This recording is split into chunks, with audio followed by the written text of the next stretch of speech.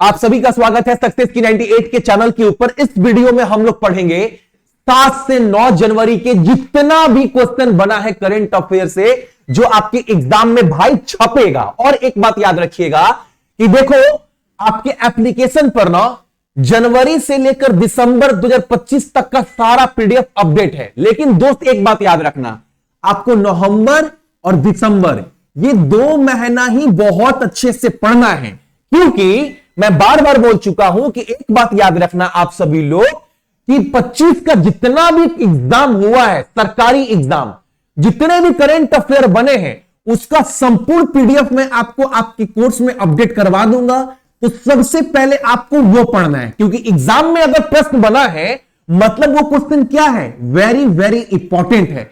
तो पहले उसको पढ़िएगा।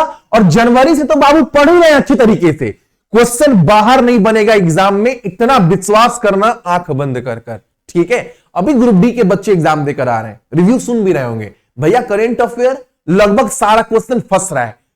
25 में जो भी 26 में जो भी एग्जाम देने जाओगे ना, विश्वास ये बाबू टूटेगा नहीं, ठीक है। चलो क्लास स्टार्ट करवाते हैं। और आरआरबी एनटीपीसी के कोर्स से जुड़ सकते हो, बहुत समय है। मैथ, रीजनिंग, जीके, जीएस हर चीज आपको मैंने अवेलेबल करवा दिया है अपने एप्लीकेशन सक्सेस की 98 के ऑफिशियल पर। कोर्स लेने के बाद आप 24 आवर 24 घंटे मेरे साथ जुड़ भी सकते हैं। टेलीग्राम के प्राइवेट ग्रुप का सपोर्ट भी वहां पर दिया गया है, ताकि कहीं पर कोई डाउट हो तो आप मेरे से पूछ सके। अच्छा, पहला क्वेश्चन आज का क्या है, जो तो याद रखना, भारतीय वायुसेना के vice chief of air staff के रूप में किसने पदभार संभाला है? अच्छा, इंडियन एयरफोर्स का उप प्रमुख कौन होगा, किसे नियुक्त किया गया है? एयर मार्शल नगेश कपूर को, ऑप्शन नंबर हमारा बी। अच्छा, अगर आपसे पूछे कि भारतीय वायुसेना का प्रमुख कौन है, तो आप बोलेंगे ये तो पढ़े ही नहीं है बाबू, ये सब क्वेश्चन पढ़ने वाला है। Indian air force, Indian army, Indian navy, supreme court, ED, CBI, ये सब के प्रमुख के नाम को बाबू आपको पता होना चाहिए। अगर इंडियन एयरफोर्स की बात करें तो आप एक बार बोलेंगे भैया अमरप्रतीत सिंह, एक बार बोलिएगा, अमरप्रीत सिंह वर्तमान में इंडियन एयरफोर्स से कौन है, चीफ है। अच्छा, अगला प्रश्न हमारे सामने क्या है, देखो कौन सा भारतीय राज्य, आप सुन भी रहे होंगे 8वां पे कमीशन, 8वां पे कमीशन सुन रहे होंगे ना, तो कौन सा भारतीय राज्य अपने कर्मचारियों के लिए 8वां राज्य वेतन आयोग गठित करने वाला पहला राज्य बन गया है?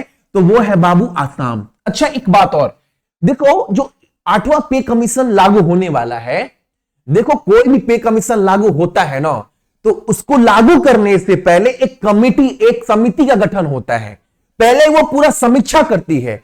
तो जो 8वां पे कमीशन के लिए समिति का गठन किया गया है, जिसके अंतर्गत टोटल 3 मेंबर है, ठीक है, उस समिति का हेड कौन है? तो आप क्या बोलिएगा भैया, रंजन प्रकाश देसाई। क्या बोला मैंने? रंजन प्रकाश देसाई, ठीक है। अगला क्वेश्चन हमारे सामने क्या है, अगला क्वेश्चन, अच्छा आसाम की बात करूं, क्योंकि आसाम पहला राज्य है, तो यहां पर 14 लोकसभा, 7 राज्यसभा और 126 विधानसभा सीट है। आशुतोष कुमार आसाम के मुख्य न्यायाधीश है गुवाहाटी का। लक्ष्मण आचार्य यहां के राज्यपाल, हेमंत बिस्वा शर्मा यहां के मुख्यमंत्री। 34 जिला पड़ता है आपका आसाम में, और 2 दिसंबर 1928 को गठन किया गया था। अगला प्रश्न हमारे सामने क्या है, देखो उस्मान ख्वाजा, बहुत बड़ा नाम क्रिकेट का। अब ऑप्शन में इंग्लिश में, मैं हिंदी में समझा दे रहा हूं, बस एक ही क्वेश्चन को मैंने जो है उसका ऑप्शन मैंने इंग्लिश में रखा। क्वेश्चन ये बोला है ना, उस्मान ख्वाजा ने इंग्लैंड के खिलाफ 5वें और आखिरी एशेज टेस्ट के बाद इंटरनेशनल क्रिकेट से संन्यास ले ली है। उस्मान ख्वाजा के बारे में कौन सा बात सही है? तो पता है, यह पहले पाकिस्तानी है जो पाकिस्तान में इनका जन्म हुआ है, और पहले मुस्लिम क्रिकेटर है जो ऑस्ट्रेलिया के लिए खेले हैं।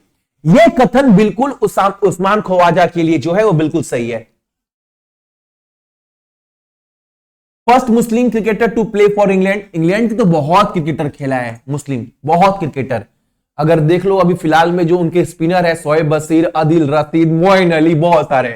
First left handed captain of Australia, ना कैप्टन तो बाबू बहुत बने, मार्क टेलर बना है, बहुत लोग बने हैं। तो ये भी ट्रिपल सेंचुरी बाबू बहुत लोग लगा, इसको भी काट दो। यानी सही आंसर क्या है? ऑप्शन नंबर हमारा डी। अगला प्रश्न हमारे सामने क्या है यहां पर? ESAF स्मॉल फाइनेंस बैंक के नए चेयरमैन के रूप में किसे नियुक्त किया गया है? तो ESAF फाइनेंस बैंक का, स्मॉल फाइनेंस बैंक का जो नया अध्यक्ष हो रहा है ना, वो कार्तिकेयन मानिकम। ऑप्शन नंबर हमारा डी। अगला प्रश्न हमारे सामने क्या है? देखो पंजाब ना 15 जनवरी 2026 को, अब एग्जाम में जाओगे एक क्वेश्चन पूछेगा, मुख्यमंत्री सेहत योजना जो है वो किस राज्य सरकार का योजना है? सीधा पूछेगा, मुख्यमंत्री सेहत योजना किस राज्य सरकार का योजना है? तो ये पंजाब राज्य सरकार का योजना है। इसके अंतर्गत ना वहां के जो नागरिक है, जो बहुत गरीब है, उनको सालाना 10 लाख रुपए तक का जो है वो स्वास्थ्य सेवाएं बिल्कुल मुफ्त है उनके लिए। इसके अंतर्गत 65 लाख परिवार को लाभ दिया जाएगा। तो मुख्यमंत्री सेहत योजना किस राज्य सरकार का? पंजाब का। इसके अंतर्गत लाभ कितना मिलेगा? 10 लाख रुपए का। कितने परिवारों को? तो 65 लाख। अगला क्वेश्चन हमारे सामने क्या है? अच्छा, पंजाब की बात करें तो 13 लोकसभा, 7 राज्यसभा, 117 विधानसभा सीट है। रितु बहरी यहां की मुख्यमंत्री है। गुलाब चंद कटारिया यहां के राज्यपाल है पंजाब के। भगवंत मान जी यहां के मुख्यमंत्री है। 23 जिला पड़ता है और 1 नवंबर 1966 को इसका गठन किया गया था। अगला क्वेश्चन हमारे सामने क्या है?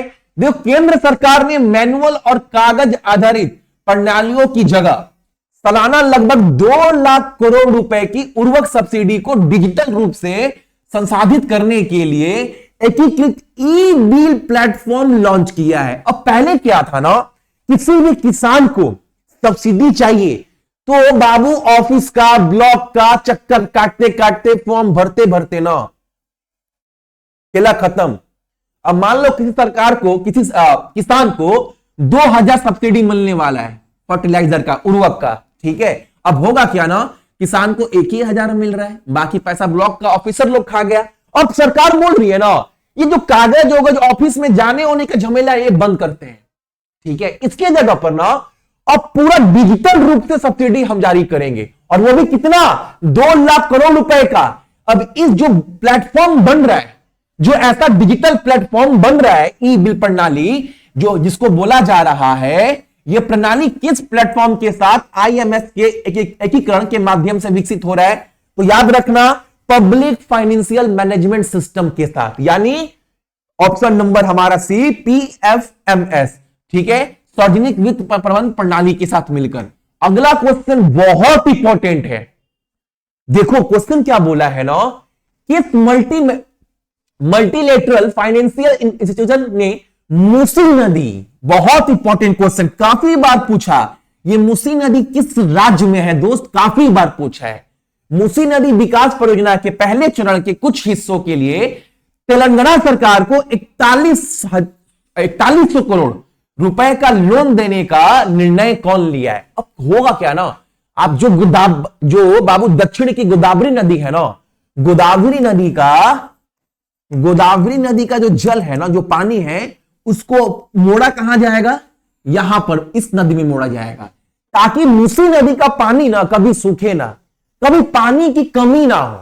और जब गोदावरी नदी का पानी मूसी नदी में जाएगा ना, तो हैदराबाद के जितने भी किसान हैं, जो पीने का पानी है, उसकी कमी ना हो सके, उसकी भरपाई हो सके, इसीलिए एक योजना लाया गया है, इस पर काम चल रहा है, जिसके लिए 60,000 टोटल तो बाबू 7,000 करोड़ रुपए खर्चा होगा, लेकिन ना इसके पहले चरण के लिए 4100 करोड़ रुपए का मदद एशियाई विकास बैंक के द्वारा किया जा रहा है, यानी एशियन डेवलपमेंट बैंक के द्वारा। एग्जाम में पूछेगा, अगर आप सभी गए एग्जाम में पूछा, मूसी नदी में किस नदी का पानी जो है वो लाने के लिए योजना चला रही है कौन सरकार? तो तेलंगाना, ताकि हैदराबाद में लोगों को पानी के संकट से जूझना ना पड़े। अगर बात करें तेलंगाना का ना, तो 17 लोकसभा, 7 राज्यसभा, 119 विधानसभा सीट है। रेवंत रेड्डी यहां के कौन है? मुख्यमंत्री है। आलोक आराधे यहां के मुख्य न्यायाधीश है। जिशानु देव वर्मा यहां के राज्यपाल है। 33 जिला पड़ता है तेलंगाना में, और 2 जून 2014 को गठन किया गया था, आंध्र प्रदेश से अलग कर गठन किया गया था, तेलंगाना राज्य का। अगर वही बात करें एशियाई विकास बैंक का, तो एशियाई विकास बैंक का गठन हुआ था 1966 में। मास्टोकांडा वर्तमान में इसके प्रमुख हैं, और एशियाई विकास बैंक का जो मुख्यालय है वो कहां पर है, तो आप बोलेंगे मंडलयुम फिलीपींस में।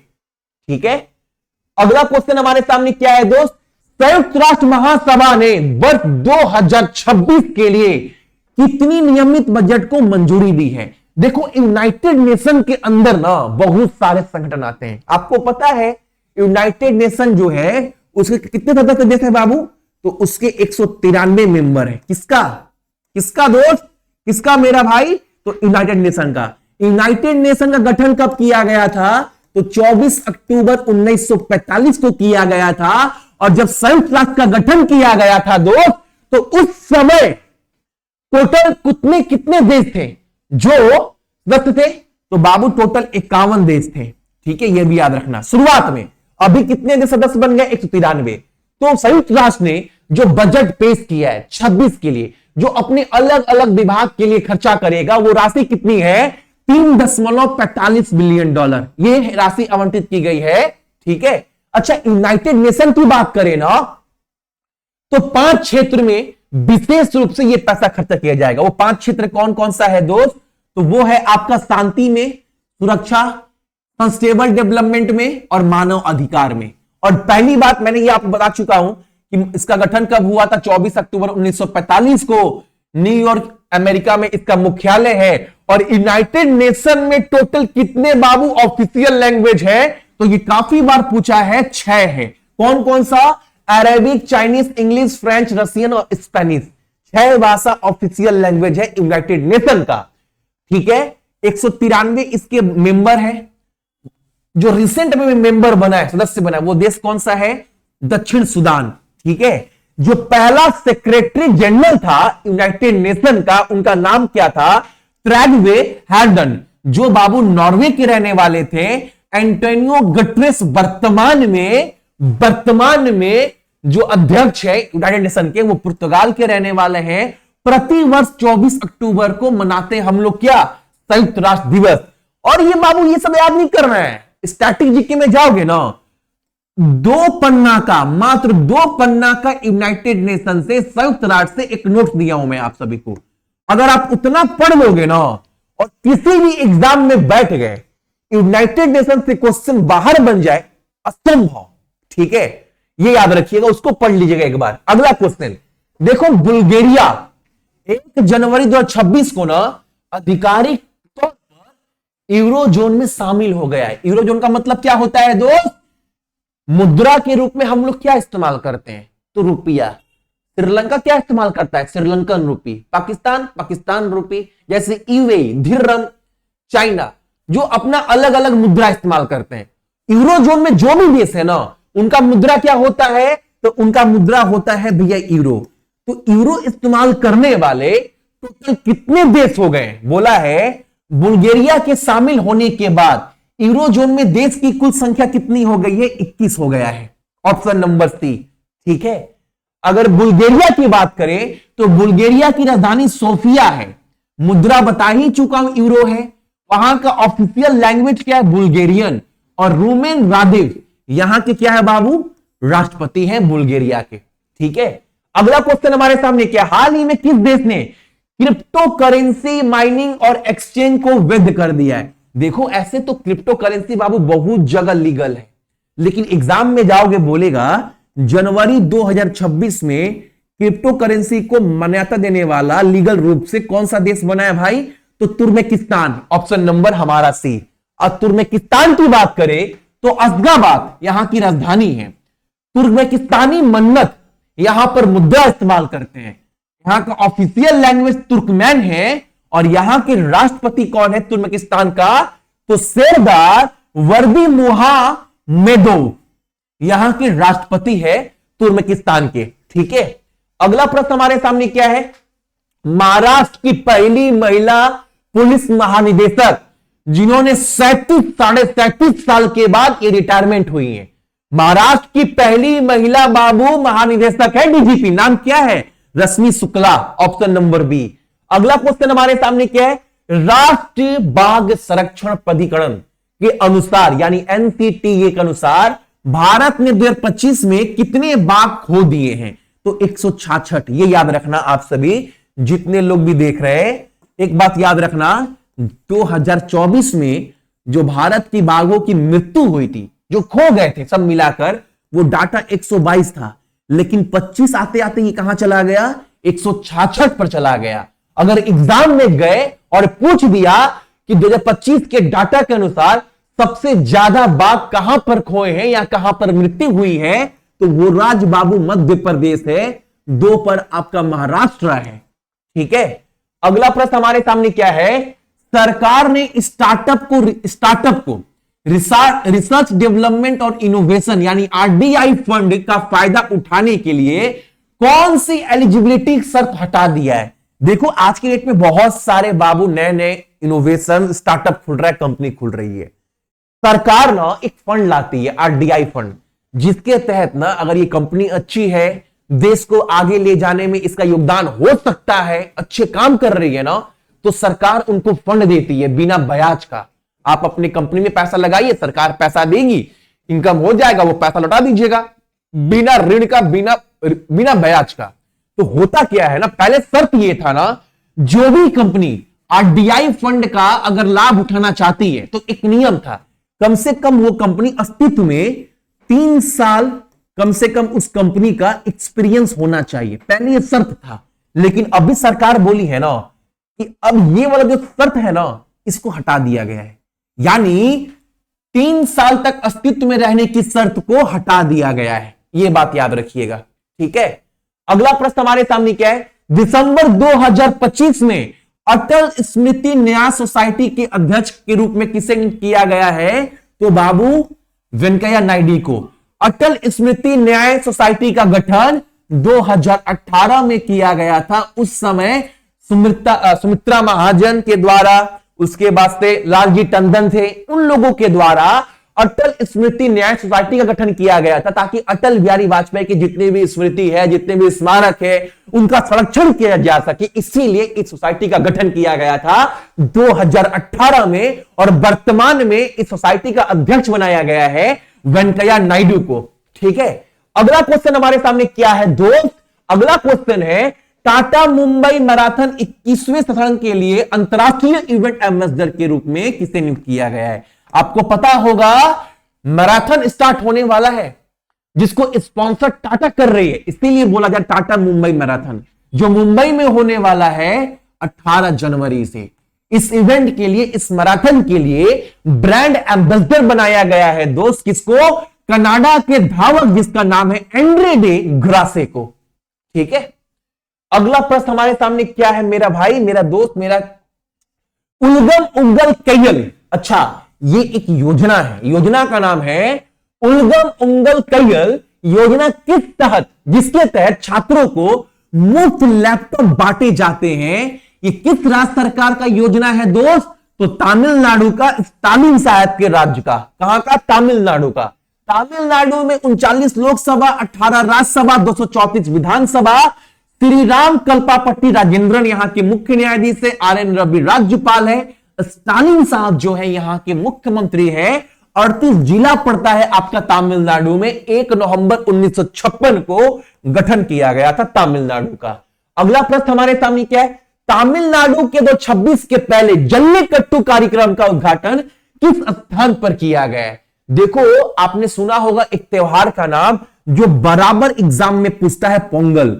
पोंगल त्योहार के समय ना, इस जब पोंगल कर रहे हैं, जब पोंगल त्योहार मनाते हैं ना, उसी समय, उसी त्योहार के बीच में ना जल्लीकट्टू का जो त्योहार है उसका भी आयोजन होता है, जिसमें सांड वगैरह लड़ते हैं। आपने इसके ऊपर फिल्म भी बना जल्लीकट्टू के ऊपर, देखना बहुत मस्त मूवी है। तो ये त्योहार ना, इसका उद्घाटन कहां पर किया गया है? देखो, ये त्योहार मनाते हैं बाबू आपका तमिलनाडु में। ठीक है, अब ये कहां किया गया उद्घाटन? तमिलनाडु के यचनकुरुची में। ऑप्शन नंबर हमारा है थेचनकुरुची में। ठीक है, अगला क्वेश्चन हमारे सामने क्या है? अगला प्रश्न हमारे सामने है, राष्ट्रीय पक्षी दिवस हर साल हम लोग किस तारीख को मनाते हैं? 5 जनवरी को मनाया जाता है। National bird day. और नेशनल बर्ड डे का थीम, विषय क्या है इस बार का? उड़ता हुआ पक्षी गति में कविता है, यानी a bird in flight is poetry in motion. ये थीम दिया गया है, ये विषय दिया गया है 2026 का। ठीक है, 25 को भूल ही नहीं पा रहे हैं। इंपॉर्टेंट क्वेश्चन है, याद रखना, क्वेश्चन एग्जाम में पूछेगा इस बार ये वाला क्वेश्चन। बोला संगीत अकादमी चेन्नई में आयोजित 19वें नृत्य महोत्सव नृत्य कला निधि पुरस्कार, लिख कर ले लेना, एग्जाम में क्वेश्चन बन रहा है ये वाला। तो 19वें नृत्य महोत्सव में नृत्य कला निधि पुरस्कार किसे प्रदान किया गया है? तो उर्मिला सत्यानारायण को। और एक बात याद रखना, आपसे पूछेगा यह किस नृत्य से जुड़ी हुई है बाबू? तो मेरा भाई भारतीय नाट्यम से। ठीक है, अगला क्वेश्चन हमारे सामने क्या है? अडानी ग्रुप के द्वारा हाल ही में लॉन्च किया गया 560 मेगावाट का वांचू हाइड्रो इलेक्ट्रिसिटी प्रोजेक्ट। अच्छा, एग्जाम में गए और बोल दिया वांचू हाइड्रो इलेक्ट्रिसिटी प्रोजेक्ट किस देश में चल रहा है बाबू? यह भारत सरकार की योजना है, सीधा बोलना भूटान में चल रहा है। किस देश में विकसित किया जा रहा है, जो अपनी समृद्धि हाइड्रो पावर क्षमता और भारत के करीबी एनर्जी पार्टनर में? तो याद रखना, सिंपल सा क्वेश्चन ना, Wanchu hydro electricity project Bharat का प्रोजेक्ट है जो भूटान में चलाया जा रहा है, जो 570 मेगावाट का है। कौन कंपनी के द्वारा? तो अदानी के द्वारा। जहां देखो ऊपर नीचे अगल बिगल सब जगह कौन है? ठीक है, समझ गए। जयपुर में 15 जनवरी को पहली बार 78वीं सेना परेड होगी। याद रखना, कौन सा एडिशन? 78वां। कहां पर? जयपुर में। जयपुर में सेना दिवस किस परेड की सड़क पर होगी? तो महल रोड पर। ऑप्शन नंबर हमारा सी। ठीक है, अगला प्रश्न हमारे सामने क्या है?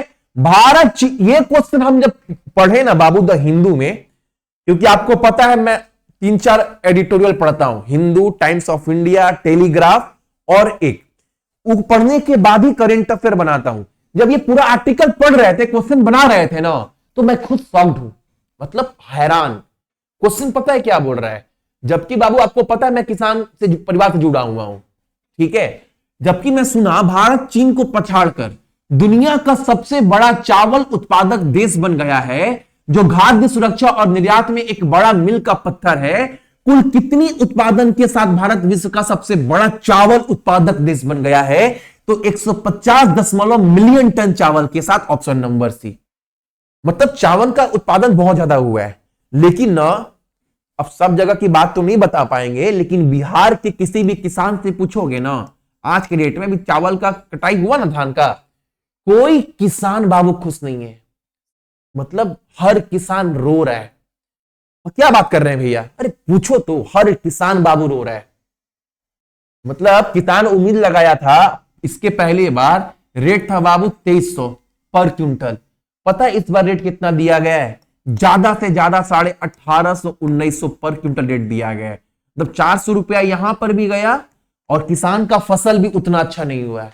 किसान ना बाबू इस बार बहुत रो रहा है, और किसान को संभाल कर रखना है, क्योंकि हमारा अर्थव्यवस्था का बहुत बड़ा हिस्सा किसान है। लेकिन दुर्भाग्य है ना कि किसान आज भी खुश नहीं है। सच्चाई है, बाकी लोग सोचते हैं अपने तरीके से, बात अलग है। भारत की पारंपरिक चिकित्सा प्रणाली आयुष को किन देशों के साथ व्यापार समझौता में मंजूरी मिली है? अब ये क्वेश्चन क्या बोल रहा है आप सभी का दोस्त? देखो आयुष जो है ना, पता है बाबू आयुर्वेदिक दवाई वगैरह पर बहुत शोध करता है, बनाता भी है।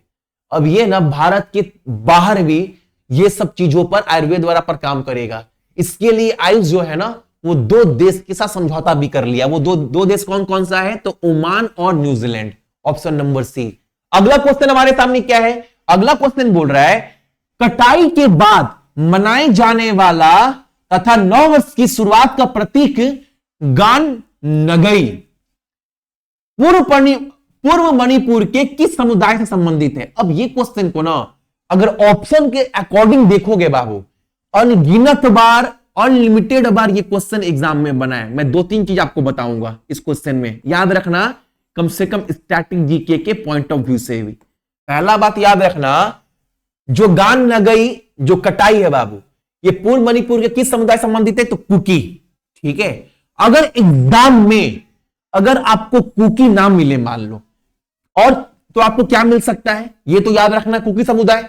अगर एग्जाम में ये ना मिले तो आपको 110%, 1000% बोल रहा हूं, एग्जाम का बना हुआ क्वेश्चन है, बहुत बार बना, ये जरूर पूछेगा कि गान नगई उत्तर पूर्वी भारत में मणिपुर, नागालैंड और असम के जेलियांग्रोंग जनजाति के द्वारा मनाया जाने वाला सफल कटाई के बाद का त्योहार है क्या? कौन जनजाति? ये वाला जरूर मिलेगा। और एग्जाम में एक क्वेश्चन और पूछा है, आप देख पाओगे तो एसएससी के 2023 के एग्जाम में, कि जो बाबू ये कटाई का त्योहार है वो किस भारत के किस क्षेत्र के द्वारा मनाया जाता है? उत्तर के द्वारा, पूरब के द्वारा? तो आपके ऑप्शन पता है क्या था? ये था आप सभी के उत्तर पूर्वी। ये भी याद रखना, नॉर्थ ईस्टर्न इंडियन के द्वारा ये जो है त्योहार मनाया जाता है, जिसका नाम है क्या? गान नगई।